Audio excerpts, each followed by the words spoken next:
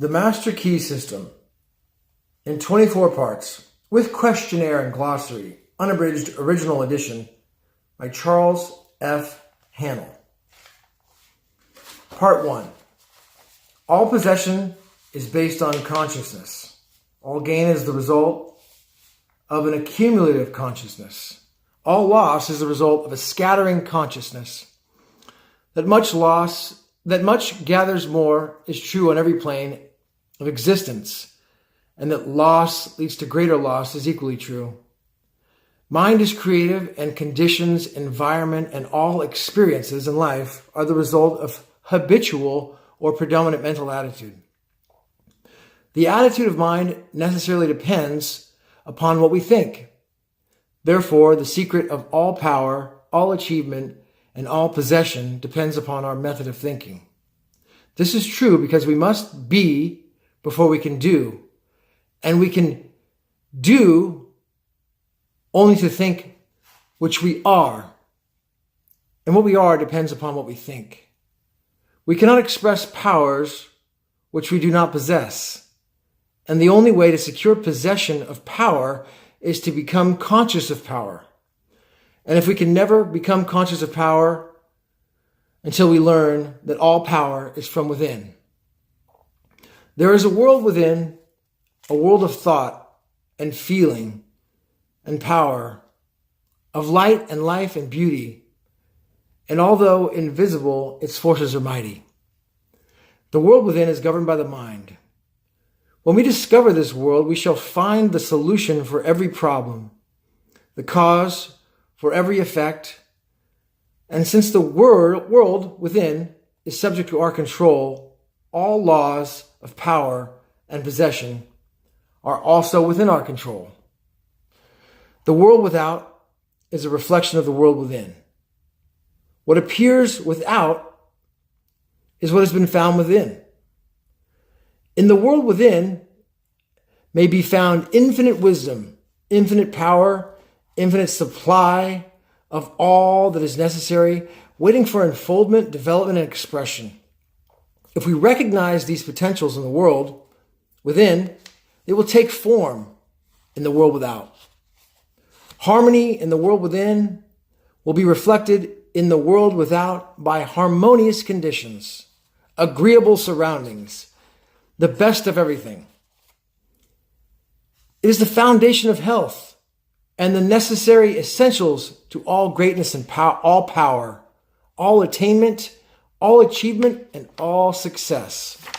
Harmony in the world within means the ability to control our own thoughts, to determine for ourselves how any experience is to affect us. Harmony in the world within results in optimism and affluence within the results of affluence without.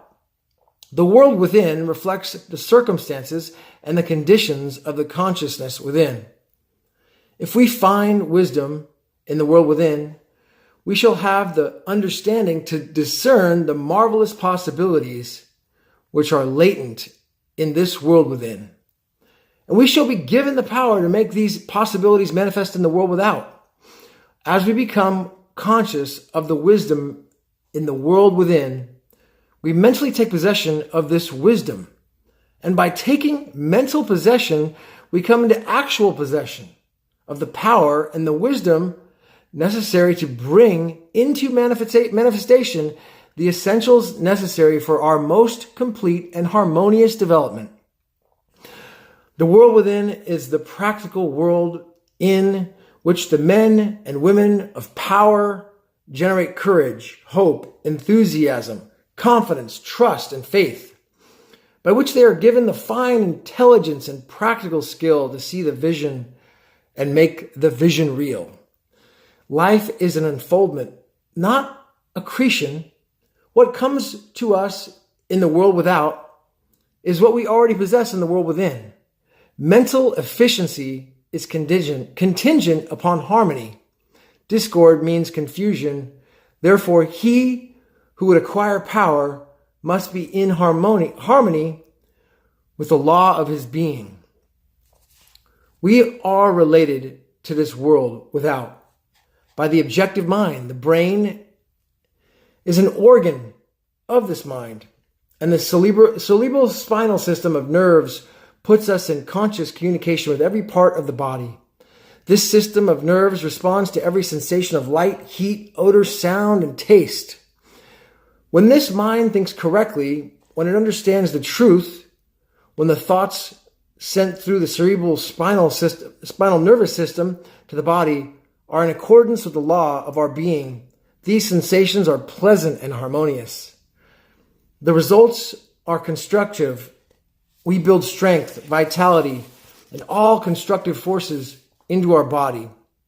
But it is through this same organ of the objective mind that all distress, sickness, lack, limitation, and every form of discord and harmony is admitted into our lives.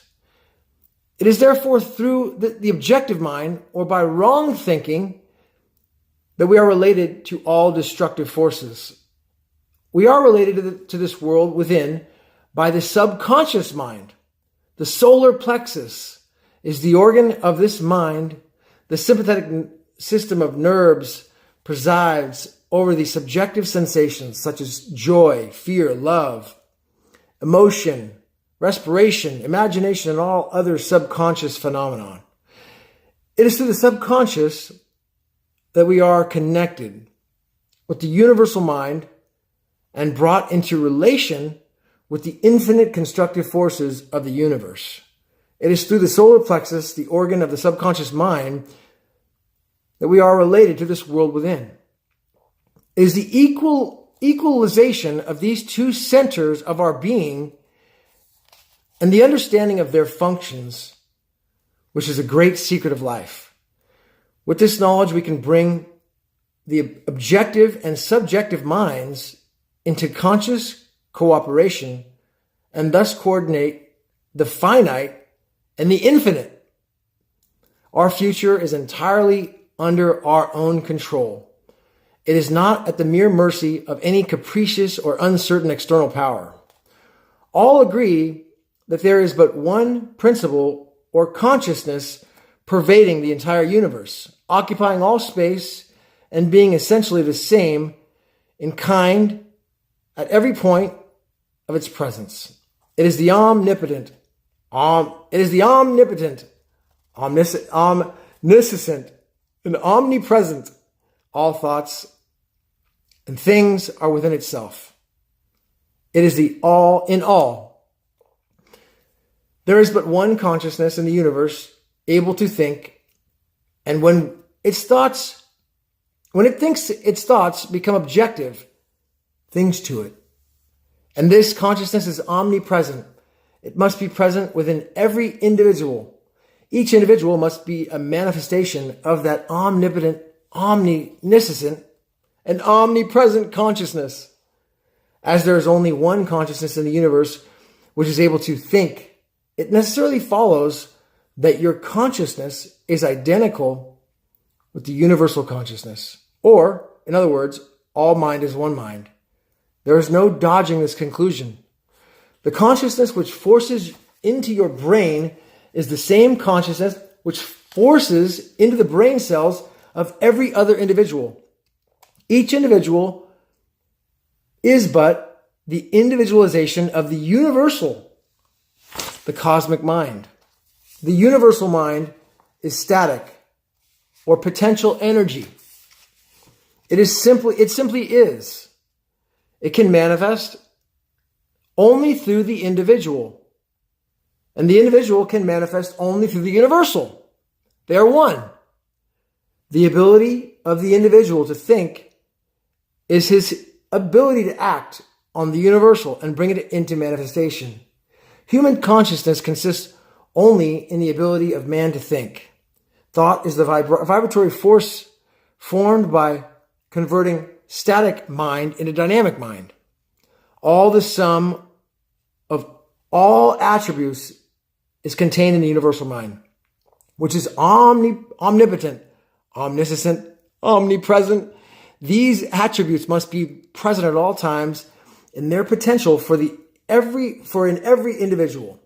Therefore, when the individual thinks, the thought is compelled by its nature to embody itself in the objectivity or condition which we correspond with its origin. Every thought is therefore a cause, and every condition an effect. For this reason, it is absolutely essential that you control your thoughts so as to bring forth only desirable conditions. All power is from within and is absolutely under your control. It comes through the exact knowledge and by the voluntary exercise of exact principles. It should be plain that when you get a thorough understanding of this law and are able to control your thought process, you can apply it to any condition. In other words, you will have come into conscious cooperation with omnipotent law, which is the fundamental basis of all things. The universal mind is the life principle of every atom, which is in existence. All are continually striving to manifest more life.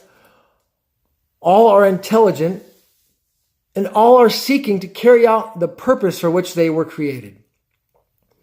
The majority of mankind lives in the world without. Few have found the world within, and yet it is the world within which makes the world without. The world within is one with the universal, the world in which we live and move and have our being. The great creative principle of the universe, it is therefore creative, and everything which you find in your world without has been created by you in the world within. This system will bring you into realization of the power which will be yours when you understand this realization between the world without and the world within. The world within is the cause, and the world without is the effect. To change the effect, you must change the cause. You will at once see that this is a radically new and different idea.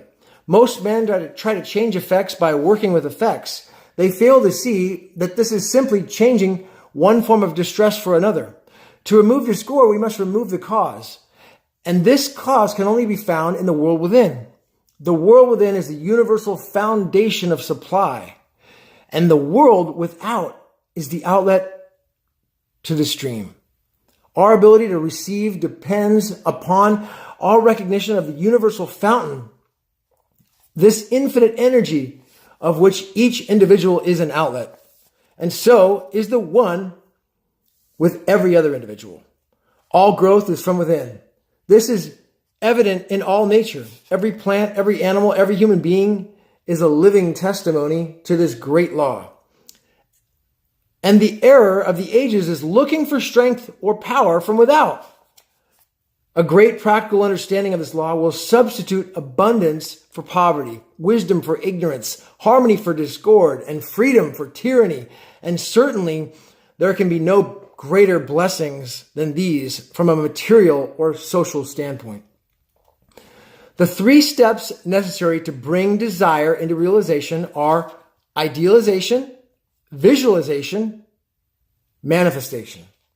The first step then is to sow a seed. Sow the seed. This should be done in silence. But few of us know what the silence is.